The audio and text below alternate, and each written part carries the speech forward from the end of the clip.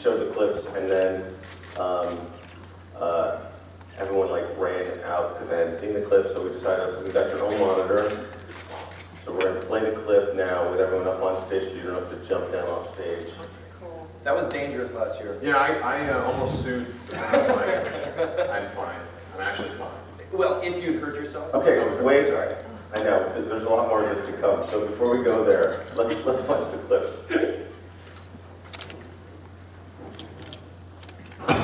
Everybody, this is Josh. Josh, meet the neighbors. No one says I'm the neighbors anymore if you don't lie. Because we're the neighbors. It's a party. Relax. The whole point of this house was having one place where we can be human. You're all sitting down to a hot, delicious meal together. Remember that neither of us actually eats, right? I know what you are. How? She's a ghost. Not all vampires are bad. Good to see you back again. I'm not back, Bishop. The wolf eats you. You are the wolf. You changed into a crazy person? How'd you die? My fiancé killed me. I want to shake his very existence. There's an order. There's Bishop and there's me. What's it gonna be? Us or them? Let's choose that. There's a traitor amongst us boys. Nobody wants a war. Are you attracted to me? Oh my God, yes. Be gone, unclean spirit. Exorcism? They think I affect you. How could you go back to that? This house? It's all your idea in the first place. That's the best you got. What are we supposed to believe in if we can't believe in you? You can. You're going to get paid a message for me. Prepare for what's coming. Change or die. What? Yes, that's the level of shock I was looking for. I'm pregnant, Josh. So it's official, Nora's gonna have a litter of were-babies. Don't worry. I'll tell your friends you died screaming like a pig.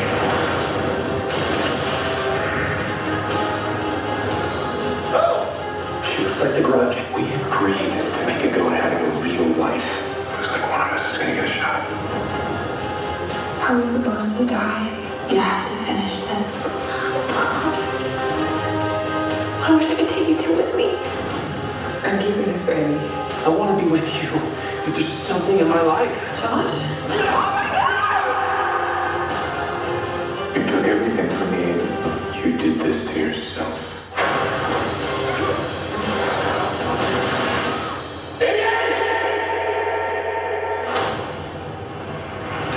There is nothing better than giving in to your inner monster. Something dark that I let loose into my world. I've kept the wolf in a box. I've been afraid to look in.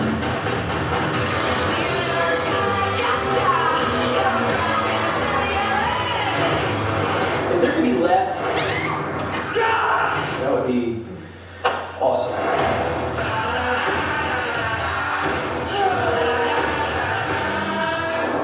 Being Human. Season premiere Monday, January 16th at 9. Only on Syfy. Okay, so it's a really big monitor here. That's a lie. It was basically just to keep us calm for a moment. Yeah, it's to keep you from jumping off stage in the nighttime. Yeah. All right, so we're gonna. I've got a couple of questions for these guys, then we're gonna open it up to your questions, and then at the end of these panels, we're gonna bring our panels down over to the side of the stage, so and give you 10 minutes of kind of more one-on-one time with them before we start the next panel. So that's kind of how the day's gonna work. So let's start. So season 2. What can we expect? I mean, what's going on? I thought we were just remaking season 1. Yeah. That was the, we were shooting. We were adapting season 1. It's a, no, well, it's a reimagining. And then when that didn't happen, what happened? Crazy stuff happened. It gets really dark this year. Yeah. Really dark this year. Yeah, it should be called Welcome to the Dark Side. Being human. Welcome to the dark side. Dark Being side human. of being human. This time, it's personal. Transformers. Dark of the being human. And like, give us like a little more than that. So, I mean, that's fantastic. You've obviously been very well prepped. Well, I can say that we kind of all go off on our own independent paths this year, respective paths that are all obviously interlaced with one another. But yeah, they're quite dark. I think we all had a tremendous amount of growth in the first season. It was kind of leading up to all of us making decisions about whether to kind of, as the ad clearly stipulates, let the temptation in. And I think that I can speak for my character anyway. It's really a lot of it is about trying to keep others away from the temptation. So it's a lot of clinging on to what I want, which is normalcy. So. Yeah, I think I'll speak for Sally. Season 2, she's dealing with, I mean, we pick up, what is it, a month after we left off? Yeah, roughly. So, for Sally, she's dealing with the consequences of missing her door and what that means to her. She's dealing also with a lot of temptation in regards to her exploring more of the rules of the afterlife and really sort of discovering new things that she can do and coming into new powers, a lot of which are very dangerous and addictive and painful for people around her. And so she's battling with that a lot and meeting a lot of new characters. I think there's tons of new characters on the show this year. We're very blessed with the new guest cast. Do you want to talk about Aiden or not? Yeah. Do we need to? Talk a little bit about the guest cast. It's a good entree to Aiden's character and like to Okay.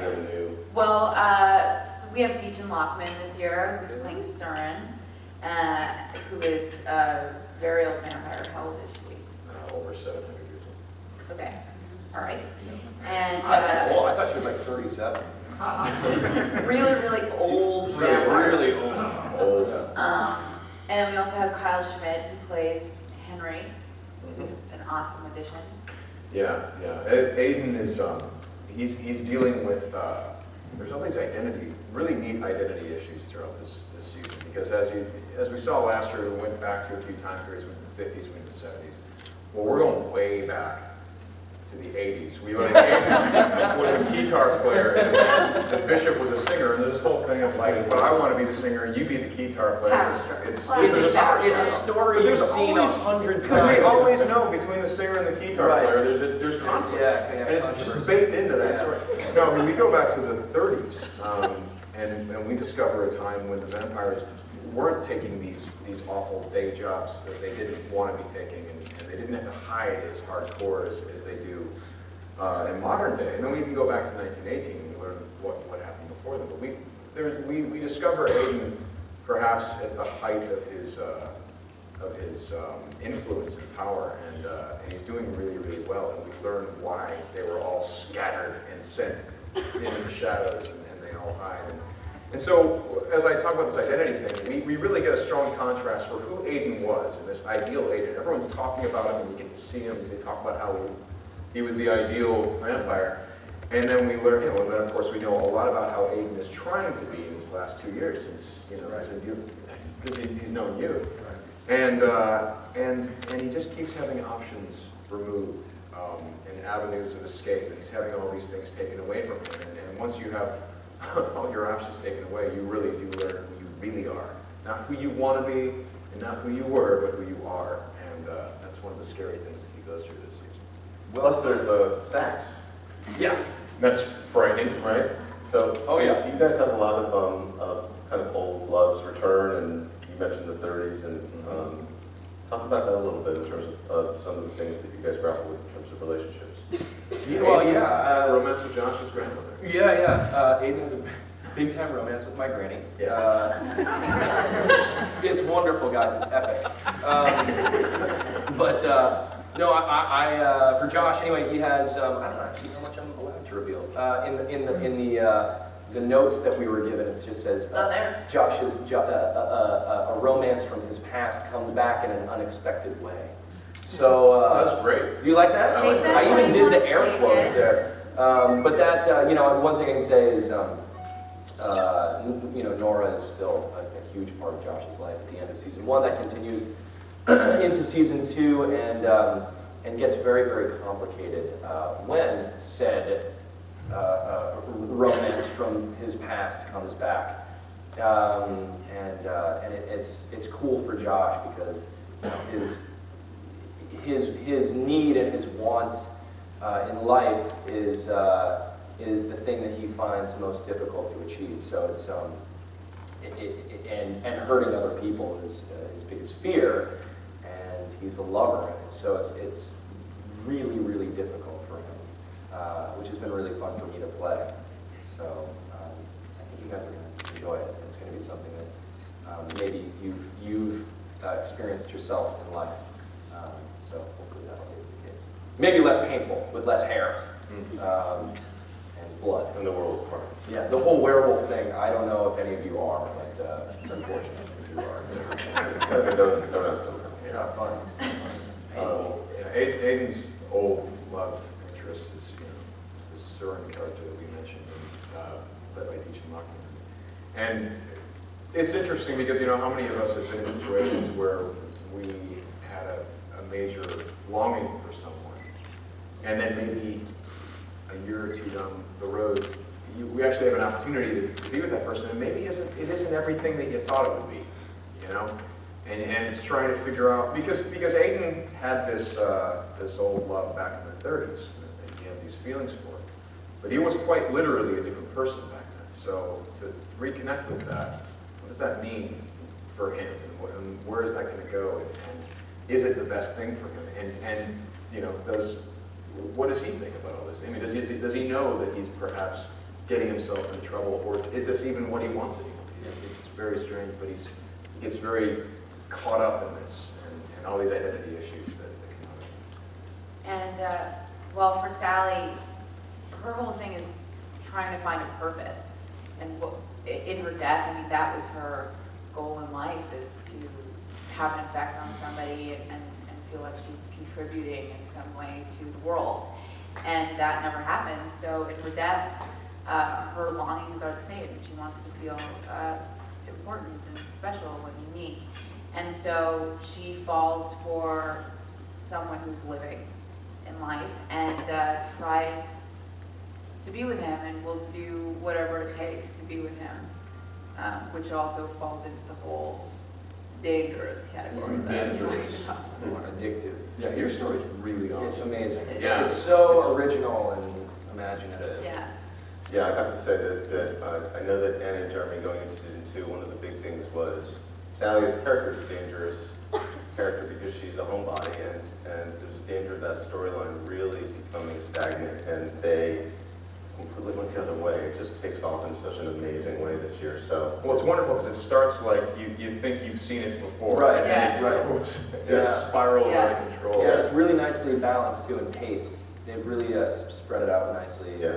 And made the arc really even. Love that. So we're gonna open up to your questions. Before we jump in, though, I have one last one, which is, what about Bishop? Like, does he come back? We might see Bishop again. I mean, you have to remember, we have 200 years of history being that guy, so you never know when he just kind of shows up. And Mark Pellegrino is just, I mean, he's tremendous, that guy. Yeah, He's fun. I'm super excited for a couple of the things that we've done. Yeah. Mark has been back in a small capacity this year, and it's just been so awesome. So much stuff. Yeah. Yeah. Yeah. All right, let's go to your questions with mics.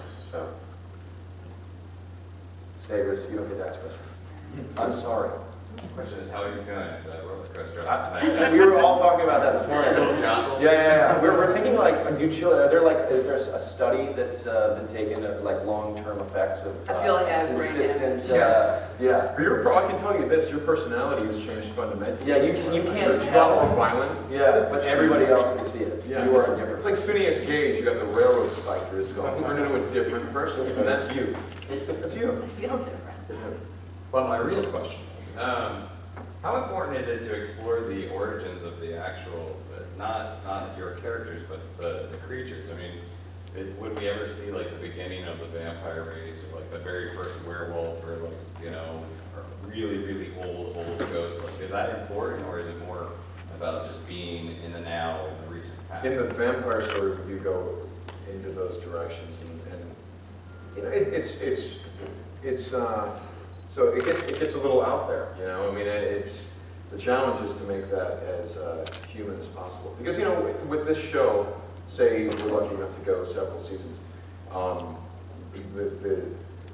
the gimme is just having people deal with humanity, and you can do that, and that's our show. But we do attempt to go off into this, into a little bit more of an old school vampire direction. And we hope you like it. I think the show plays the best when it is grounded in some sort of reality. I think the Aiden plotline this year is something that's amazingly cool and going to be super fun to watch. But to be honest, my favorite stuff is when we're all just together. Yeah. You know, being normal with our afflictions. Which, as the season continues, yeah, we find that these people crash together, yeah, and suddenly deal with each other in very meaningful ways. Thanks. Over here. Oh. Hello. And as promised, here's my political question of the day. No, we talked about this. I was begging you. Don't do this. Don't do this. You don't have to do this. And actually, my serious question is, what's the most memorable moment that you guys have experienced while filming this show? I don't remember. I can't answer a political question. Do you mean the three of us together? Together or separately? Well, these guys are the reason I come to work, basically. For me, you know, I'm not a morning person, so every morning, and then if I see them, then I think although that is with the disclaimer of, I think you would, if you could, sleep 24 hours a day. Yeah. Whitwer sleeps everywhere. Literally, he's like, oh God, you know what, I'm gonna go back to sleep. So it's 5 p.m. Yeah. 5 p.m. Well, I start waking up in the middle of the night. Yeah, that's when I'm okay. That's right, right. to send your emails. I'm in typecast. I'm a night person. Yeah. Most memorable, I'm really trying to think of like one. Yeah, I'll say, for me, it was, I mean, I always say this, but this was one of my favorite moments is in episode 2 of the first season when we did the sort of that fantasy sequence where Sally's flying down the stairs. That to me was so special, and it was right at the beginning of our shoot, and it was really a moment with me and the crew and our directors and writers, and it was really Yeah, nice. which is weird because it didn't play. Yeah, it didn't work. It didn't work. You watch the episode, you're like, oh God, this is boring. And what she knows is fine. Yeah, it's really Weird. Didn't know she could do that. Just a little, it's just a little, Well, it meant a lot to me. a little childish. Yeah. Yeah. Peter Pan now all of a sudden. Yeah. But you know, aside from working with these two jokers, when we had Mark back this year, because he's one of the architects of the show. He's one of the guys that built the show with us. So when we had him back, I felt like that was some of my best stuff this year. You know, I really felt like we were on fire and doing some really cool stuff that was, by the way, different than what we've seen from most two. Right. Very different. There's Mark is so good that there's very little that he has to say to me to get under my skin as an actor, and we just, you know, go back and forth. And then between days that we were working, we were just hanging out in my place playing Left 4 Dead together. Yeah, which was fun. Just a couple of dudes. Yes, dudes. Just getting, Shirtless yep. Just you take your shirt off. Yeah, exactly. Of course. Yeah. Come on in. Yeah. Take your shirt off. Don't be weird about it. Don't make this weird. Don't make this weird. for Here, me. take the Xbox controller. No, sit closer. Take your shirt off. Exactly. God, Take your shirt off. Get out. your feet look so tense. Let me rub those for you. Yeah, exactly. Yeah. I had a moment actually this year with Nora that is, it was, I think it's in episode 3 this coming season. So I actually really can't talk too much about it, but it's very emotional and hits really close to home for me. And Now, which one? All the stuff you with you and Nora has been awesome. yeah, I'm very happy with all that stuff this year, to be honest. But there's one scene in particular that I think is going to be a very difficult scene for people to watch, especially people who have gone through what we're going through. It's a very human thing. So anyway, like that. I think we have time for one more. Over here. Hey guys, absolutely love the show. I absolutely love you. Yeah. So the thing I wanted to ask is how much of the effects are like makeup and digital? I mean, like black eyes and stuff, like with contact lenses and flying down the stairs. Do they have you on a cable, or is that kind of done later digitally? Well, for me, anything with flying or levitation is, they make a body cast for me. So when I was on my stomach flying down, it was front, what?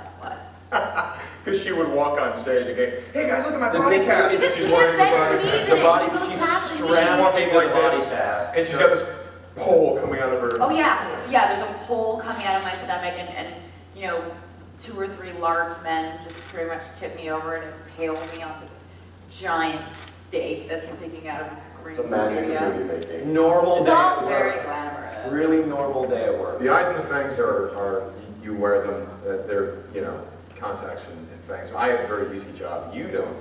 So. Yeah, well, I mean, what I was going to say is it's like 50-50, right?